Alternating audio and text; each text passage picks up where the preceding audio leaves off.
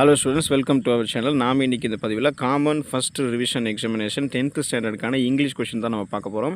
So உங்களுடைய டிஸ்ட்ரிக்டில் exam நடக்கலைன்னா கண்டிப்பாக இந்த கொஷின்ஸ் தான் கேட்பாங்க. நல்லா படித்து வச்சுக்கோங்க. உங்களுக்கு ரொம்ப ரொம்ப இம்பார்ட்டன்ட்ங்க. எப்படி நீங்கள் படிக்கணுன்றதை நான் உங்களுக்கு வீடியோ ஸ்கிப் பண்ணாமல் ஃபுல்லாக பாருங்கள். உங்களுக்கு முழுமையாக நான் சொல்கிறேன். நீங்கள் இப்போ தான் நம்மளுடைய சேனலுக்கு புதுசாக வந்திருக்கீங்க, நம்மளுடைய ஸ்கூல் நியூஸ் தமிழ் சேனலை சப்ஸ்கிரைப் பண்ணி பக்கத்தில் இருக்கக்கூடிய பெல் ஐக்கானையும் ப்ரெஸ் பண்ணி ஆல் அப்படின்ற ஆப்ஷனை செட் பண்ணி சப்போர்ட் பண்ணுங்கள். டிஸ்கிரிப்ஷனில் மறக்காமல் வாட்ஸ்அப் சேனல் லிங்க் இருக்கும், அதில் ஜாயின் பண்ணிக்கோங்க. உங்களுக்கு வேண்டிய question paper, answer key, notes எல்லாமே அங்கே வந்து சேர்ந்துடும். ஸ்டூடெண்ட்ஸ் வாங்க இப்போ நம்ம வீடியோக்குள்ளே போய்டுவோம். இப்போ 10th ஸ்டாண்டர்ட் இங்கிலீஷை பொறுத்த வரைக்கும் கிராமர் பார்ட் 1 மார்க்கில் நம்ம நல்லா வந்து ஸ்கோர் பண்ண முடியும். ஸோ அதனால் இந்த ஸ்க்ரீனில் தெரியக்கூடிய சினானிம்ஸ், ஆண்டனிம்ஸ் ஃபஸ்ட்டு கொஸ்டின் வந்து 6th கொஸ்டின் வரைக்கும் படிச்சுக்கோங்க.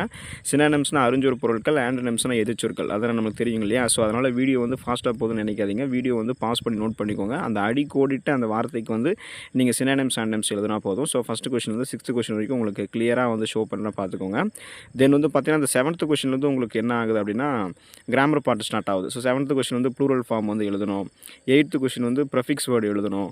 9th கொஸ்டின் பார்த்தீங்கன்னா அப்ரிவேஷன், இசிஓக்கு அப்ரிவேஷன் எழுதணும். 10th கொஸ்டின் வந்து பார்த்தீங்கன்னா உங்களுக்கு அந்த பிரேசல் ஒர்க் கொடுத்துருப்பாங்க. அப்ராப்ரியேட் பிரேசல் ஒர்க்குக்கு சென்டென்ஸ் இது பண்ணணும், அந்த சென்டென்ஸை கம்ப்ளீட் பண்ணணும். 11வது கொஸ்டினுக்கு வந்து பார்த்தீங்கன்னா காம்பவுண்ட் வேர்டு எழுதணும். 12வது கொஸ்டினுக்கு வந்து பார்த்தீங்கன்னா அப்ராப்ரியேட் ப்ரொபோசிஷன் எழுதணும். 13வது கொஸ்டினுக்கு வந்து பார்த்தீங்கன்னா டென்ஸ் வந்து கரெக்டான டென்ஸ் எழுதணும். 14வது கொஸ்டின் வந்து பார்த்தீங்கன்னா அந்த 4 ஆல்டர்னேட்டிவ்ஸில் வந்து அப்ராப்ரியேட் லிங்கர் வேர்டு எழுதணும். ஸோ இதெல்லாமே நீங்கள் நோட் பண்ணி படிச்சுக்கோங்க. தென் பார்ட் 2 போனீங்கன்னா 10 2 மார்க் எழுதணும். செக்ஷன் 1ல் 3 2 மார்க் எழுதணும். உங்களுக்கு 4 கொஷின்ஸ் இருக்கும். சாய்ஸ் விடாமல் படிச்சுக்கோங்க. எழுதும்போது சாய்ஸ் விட்டு எழுதிக்கலாம். அதில் வந்து நீங்கள் 3 2 மார்க் எழுதணும். ஸோ 15வதுலேருந்து 18 வரைக்கும் நல்லா உங்களுக்கு ஷோ பண்ணுற அந்த கொஷின்ஸ்லாம் இம்பார்ட்டன்ட், இதை படிச்சுக்கோங்க. இது முடிஞ்சதுக்கப்புறம் செக்ஷன் 2 போனீங்கன்னா போயமில் வந்து 3 2 மார்க் நீங்கள் எழுதணும். அதில் வந்து உங்களுக்கு போயம் லைன்ஸ் வந்து கொடுத்துருப்பாங்க. அந்த போயம் லைன்ஸ் கொடுத்துட்டு கீழே கேள்வி கேட்டிருப்பாங்க, அதை வந்து நீங்கள் எழுதணும். ஸோ வீடியோ வந்து ஃபாஸ்ட்டாக போகுதுன்னு நினைக்காதீங்க. பாஸ் பண்ணி நோட் பண்ணி நீங்கள் வந்து படிச்சுக்கோங்க. 19 20 21 22 இந்த 2 கொஷின் 4 கொஷின்ஸ்லையும் எல்லாமே ப்ரிப்பேர் பண்ணி படிச்சுக்கோங்க. எழுதும்போது வந்து நீங்கள் சாய்ஸ் விட்டு எழுதிக்கலாம். அடுத்து செக்ஷன் 3 வந்தீங்கன்னா நீங்கள் கிராமர் பார்ட் வந்து எழுதணும். அதில் வந்து ஒரு சென்டென்ஸ் கொடுத்துருப்பாங்க, அது ஆக்டிவ் வாய்ஸாக பேசிவ் வாய்ஸ்னு கண்டுபிடிச்சிட்டு அதை அதர் வாய்ஸில் எழுதணும். அப்புறம் வந்து சென்டென்ஸ் வந்து டிரெக்டிவ் ஸ்பீச்சில் இருக்குன்னா அது இன்டெரக்ட் ஸ்பீச்சில் எழுதணும். 25வது கொஸ்டின் பங்க்சுவேஷன் எழுதணும். நம்ம கமா, நிறுத்தற்குறி அதெல்லாம் போடுவோம் பார்த்தீங்களா, அது மாதிரி நீங்கள் எழுதணும். 26வது கொஸ்டின் வந்து சிம்பிள் சென்டென்ஸாக அதை வந்து நீங்கள் ட்ரான்ஸ்ஃபார்ம் பண்ணணும். 27வது கொஸ்டின் வந்து கீழே கொடுத்துருக்கக்கூடிய அந்த ஏபி, அந்த 2 இதுக்குமே மீனிங்ஃபுல் சென்டென்ஸாக அதை கரெக்டான ஆர்டரில் வந்து நீங்கள் எழுதணும். ஸோ அதோட அந்த மொத்தம் வந்து 5 2 மார்க் உங்களுக்கு இருக்குன்னா 3 நீங்கள் எழுதினா போதும். ஆனால் நீங்கள் படிக்கும்போது எல்லாமே படிச்சுக்கோங்க. எழுதும்போது சாய்ஸ் விட்டு நீங்கள் எழுதிக்கலாம். அடுத்து செக்ஷன் 4 வந்தீங்கன்னா நீங்கள் ரோடு மேப் வந்து எழுதணும். அது கம்பல்சரி. உங்களுக்கு 2 மார்க் இருக்குது. அதில் வந்து ஒரு ஓல்டு மேன் வந்து இருக்காங்க, அவங்க இந்தியன் பேங்க் போகணும். அவங்களுக்கு நீங்கள் கைட் பண்ணுற மாதிரி ஒரு 50 வேர்ட்ஸில் வந்து நீங்கள் இந்த அவருக்கு வந்து கைட் பண்ணுற மாதிரி ஒரு இந்த ரோடு மேப் வந்து நீங்கள் எழுதணும். ஷோ பண்ணுறேன் பார்த்துக்கோங்க. தென் இப்போ பார்ட் 3 வந்தீங்கன்னா செக்ஷன் 1ல் வந்து ப்ரோஸு, செக்ஷன் 2ல் வந்து போயமு. இதில் செக்ஷன் 1ல் 2 5 மார்க் நீங்கள் எழுதணும். 4 5 மார்க் இருக்கும்.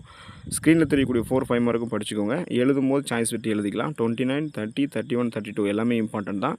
செக்ஷன் 2ல் வந்து போயம் வந்தீங்கன்னா 2 5 மார்க் இருக்கும். 33 34 35 36 அதெல்லாம் போயம் லைன் கொடுத்து கீழே கேள்வி கேட்பாங்க. அந்த கேள்விக்கு பதில் வந்து அந்த போயம் லைன் தான் இருக்கும். அதில் என்ன கேட்பாங்கன்னா alliterated words, rhyming words, rhyme scheme, figures of speech இந்த மாதிரி தான் கேட்பாங்க.